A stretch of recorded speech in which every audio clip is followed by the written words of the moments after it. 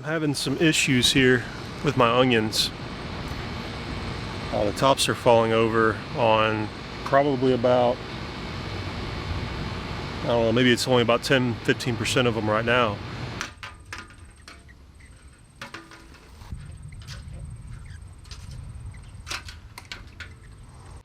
So I did get them out late, and it's end of July, getting toward the end of July right now. And so it's pretty warm outside.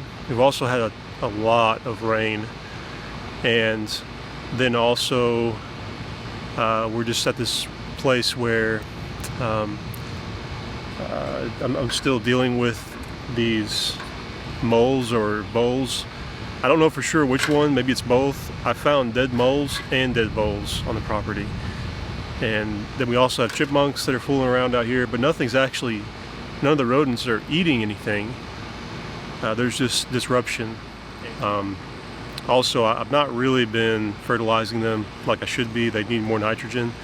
And so I'm going to put blood meal. I'm going to pull some of these that have already fallen over.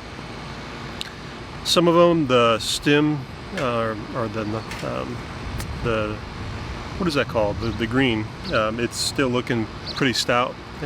The green onion is still looking pretty stout, and so I'm gonna just leave it and see if maybe it perks back up. But some of them I need to pull anyway because they're too close to other onions, and so I'll pull those out and use them as green onions. And we'll just put that blood meal down, and I'm gonna weed as well, and just kind of see how it goes. And if they all start falling over, then the worst part about it is just that we're not going to have as large of onions as I would like. So I got to figure out this rodent problem. There's just too many of these things everywhere. So I got some ideas I'm going to try out.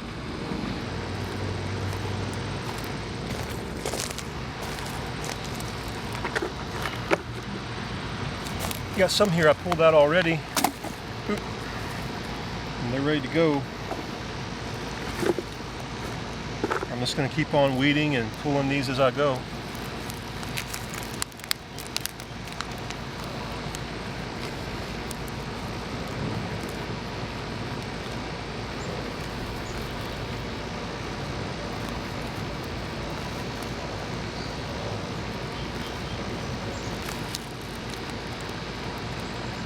You know, I don't mind pulling onions early at all because I love onions.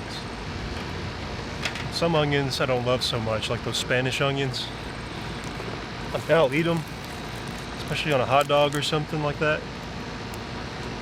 Is it okay that I eat hot dogs? I know it's processed, bad stuff. I don't eat them all the time. But I love a good hot dog every once in a while. And I like it with chili and onion, lots of onion, piled with onion, mustard, and then some jalapenos or serrano pepper or something like that over them. Oh, it's so good. I love Chicago style dogs too. You know, people from Chicago, they freak out if you want to put ketchup on your hot dog, which is fine by me because I don't like ketchup on my hot dog anyway. My point being that you can use onions for lots of stuff, and about the only thing I like a Spanish onion on could potentially be a hot dog. But I just like to eat sweet onions with everything.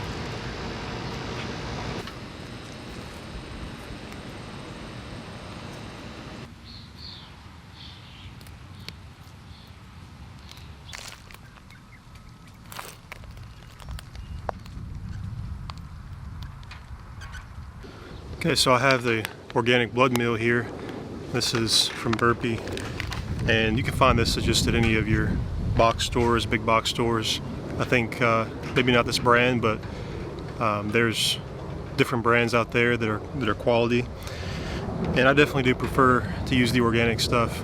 Well, you can use bone meal and blood meal, and I mean, with those two natural substances, you can take care of almost all your fertilizing needs. So, and then of course, the obvious one is organic cow manure, compost, and then compost from your garden as well. Garden and kitchen scraps, you can make your own compost.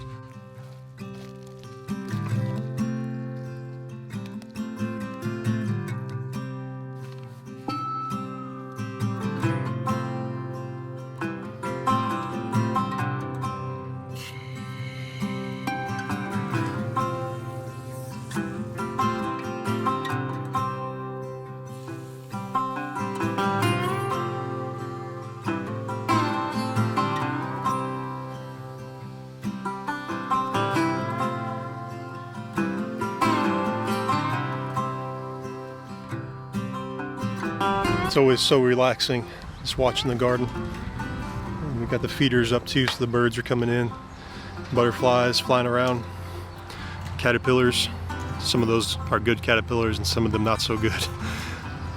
In the garden, you know, there's a great opportunity to learn life lessons as you're working with these plants and you're figuring out different ways of learning just how to nurture properly, and you're having to have patience, and every plant's just a little bit different, isn't it? Every plant requires something slightly different from the next, and so what does that thing need? And it's definitely true with the garden, but then you can apply that to parenting. You can apply that to really any relationship of a husband and a wife in a marriage, and you can just see that there's a lot you can learn from God's creation. You know, that's what Jesus did when he would give these parables to the people.